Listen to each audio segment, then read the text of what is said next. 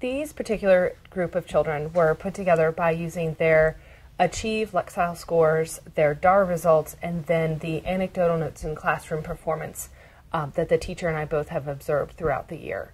We had noticed that a lot of the groups of children that we had different phonic and phonemic awareness focus, whereas this group, we really needed to focus on context clues and content of knowing what the actual book or article that they were reading needed to say. Good morning, everyone. Good morning. Today we're going to look at an essay, but before we take a closer look at it, I want you all to look at the title, and I want you to look at the organization of it, and think about what it is that we're going to take, what is the subject we're going to take a closer look at. So take a minute and you can look at both sides. Remember, with our essays, there's two sides to it.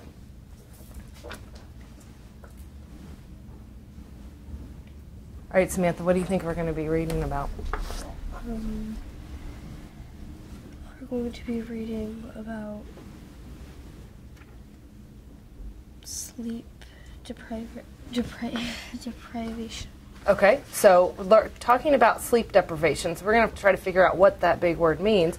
Anything else that you guys have a clue on looking at it? Anybody else have any ideas? How people sleep. How people sleep? Mm-hmm. All right.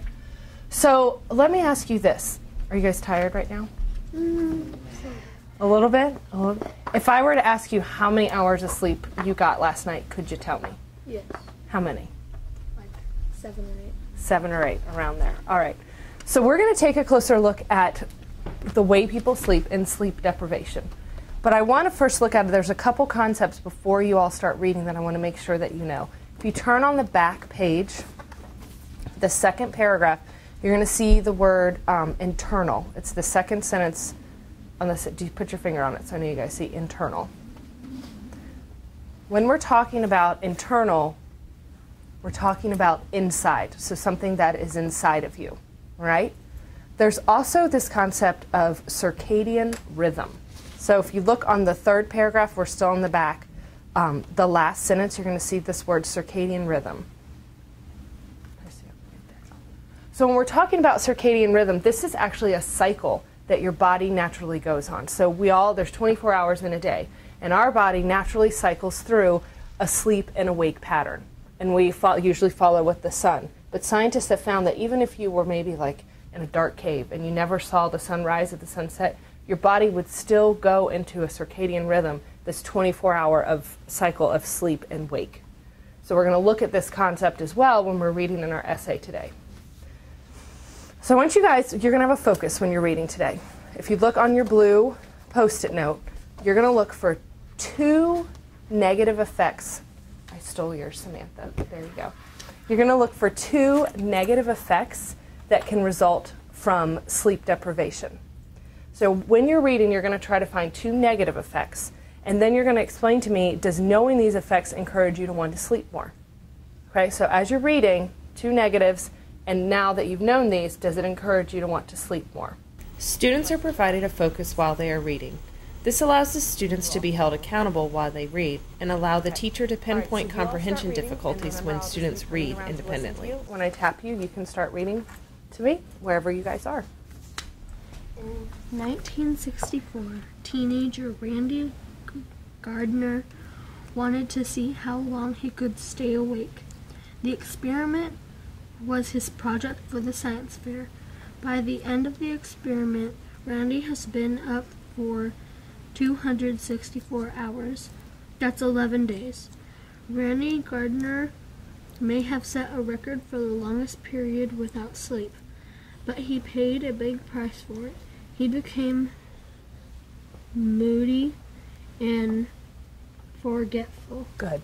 Let me ask you a question. What do they mean right here when they say that he paid a big price for it? That may be that he suffered the consequences. Right. Which were what? What do we know so far? That he's moody and forgetful, Good. so he forgets. Okay. Awesome. Okay. All right, Ty, where are you? So you want me to? Wherever you are, you can start reading. Okay. Okay. Sleep what was it? Deprivation Good. is the enemy. Consider this. The police and military sometimes use sleep deprivation, not allowing their suspects to sleep to get information out of them. After hours or days of being kept awake, suspects often break down and tell an interrogator anything he or she wants to know. Do you need more proof that sleep is important? Drowsy driving causes more than 100,000 car accidents every year. Good. What do they mean by drowsy? Like you can't focus on anything, like that you're just driving carelessly. You don't know what's going on, and you're dizzy and everything like that. Okay, so if I'm drowsy, what am I? Using the context of what we're reading. When they're talking about drowsy drivers. You're drunk? Well, are we talking about drinking? What is the context of this article? What are we reading about? Sleep deprivation. Right. So if you're drowsy, that means you're sleepy. You're sleepy. Good. Good job. Wherever you left off. All right. Wherever. As a teen, your body clock changes. All of a sudden, you feel like going to bed 1 to 3 hours later.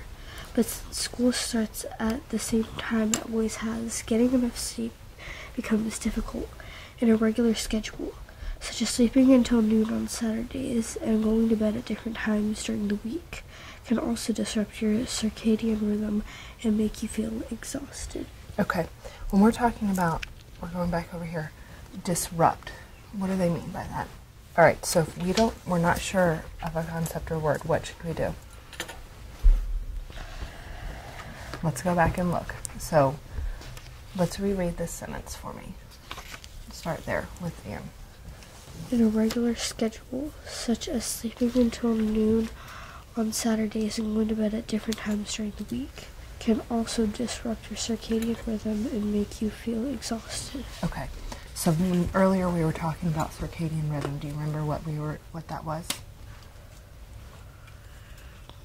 Really? Okay, so that's our cycle, our body cycle, right? So I'm trying to figure out here, when they're talking about, let's look here, what does it mean to have an irregular schedule? It's not regular. It's not regular, right? Okay. So this can disrupt your circadian rhythm. Knowing this context of the sentence, what do we think disrupt means? Probably mean maybe affect. Affect it, okay. In a positive or negative way, do you think? A positive or negative way, how is it going to affect it? Probably negative. Okay, why do you think that? Because it's talking about negative ways that it affects your sleep. Perfect. Or your circadian rhythm. Yes. All right, good job. You can keep reading to yourself. Aim to get 9 hours of sleep, or you may just find yourself talking to stop signs. What? Okay, so reread this paragraph for me. So when you become a teenager, be sure to go to bed at a decent time. Aim to get 9 hours of sleep, or you may just find yourself talking to a sign. Read that last. Where? Start here with A decent time. read that last sentence for me. Wait, from here. Mm-hmm. Aim to get 9 hours of sleep, or you may just find yourself talking to stop signs. Okay, what does he mean by that, talking to stop signs? Like if you don't get enough sleep, like you won't know like what you're talking to, and they're saying that you might talk to the stop sign. Why does he say that? Cause you're not getting enough sleep. So when I don't get enough sleep, I'm going to talk to a stop sign? You will like just feel like you're talking to a stop sign. Okay. So sometimes you may feel a little bit delirious? Yeah. Okay. It is important during guided reading that a teacher takes anecdotal notes about each student they listen to. These notes help the teacher to identify patterns within the group and individual students. These notes are an essential piece in planning future guided reading lessons. All right, I'm going to pause you all because I'm seeing that we're struggling with this. So let's take a minute. Pencils down, eyes up. When I'm talking about a negative effect, what does that mean? Say it. Something that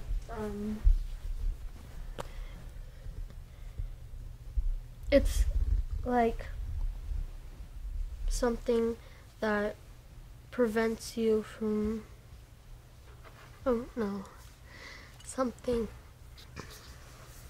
Well, when we're looking at this question, okay, what am I asking you? It's saying describe 2 negative effects that can result from sleep deprivation. Samantha?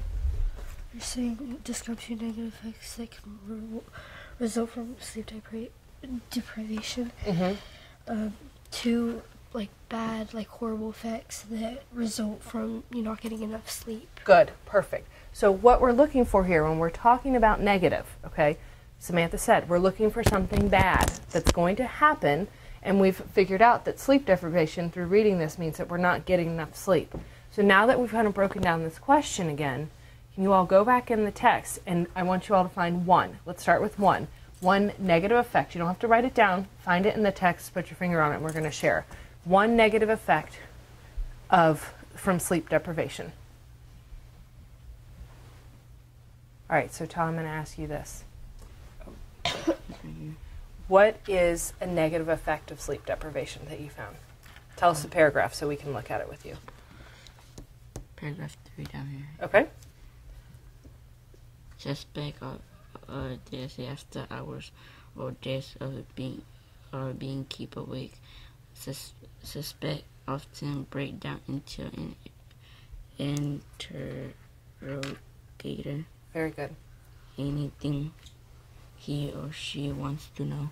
Okay, so we're talking about right now when we're going back in this, you're pulling out this part about suspects, and so when they get worn down, how is that a negative effect of having sleep deprivation?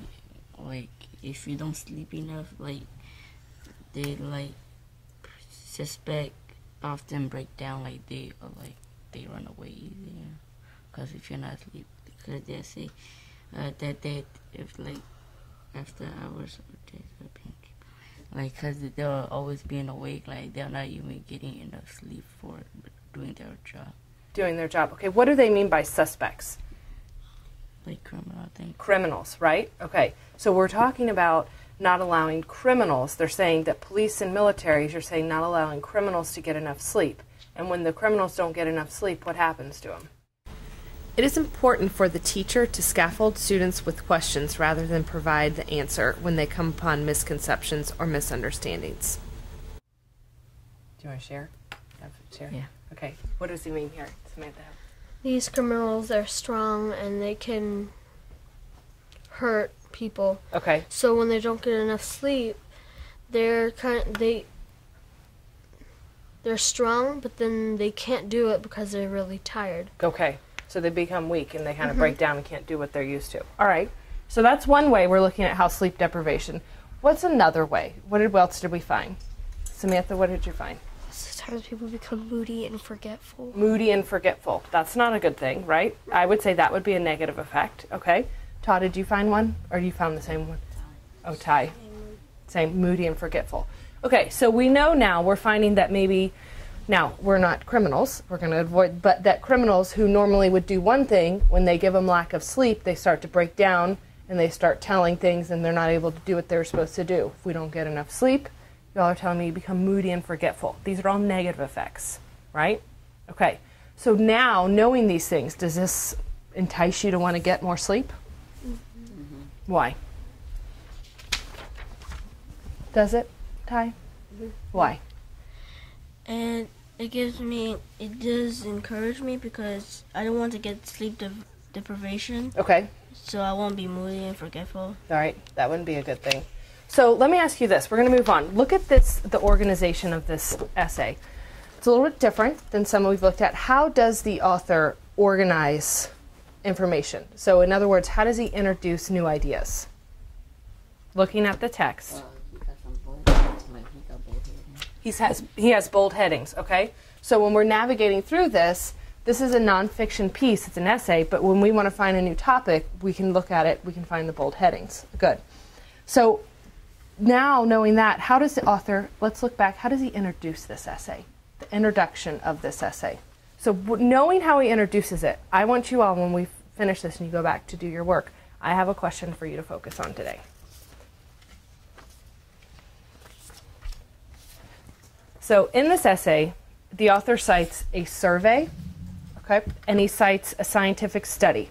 So the survey, if we go down, when they're talking about this specific survey of finding about people getting their sleep, and then the scientific study, what do readers learn from this research, and how does it support the author's points? So you've got to focus on two things. What was the author's point of this essay? And then how does using this scientific study and the survey support his point? All right? Questions about your focus for today independently? All right. You guys are good. Thank you. What I noticed when these particular students were reading is that they're still struggling with context clues. So their fluency rates are getting better, their decoding skills are getting better, but their context clues and understanding certain concepts and words within the text, they're still struggling with those strategies, and that's a focus that we're going to continue to work on and build on. When the children were reading this time, I didn't see any specific miscues. They did fix up their problems when they were asked to reread, or as they were reading, they fixed the miscues. That's not been a focus for us. The focus has really been with the context clues. So the strategies we have put in place earlier for miscues, I noticed that they are consistently using.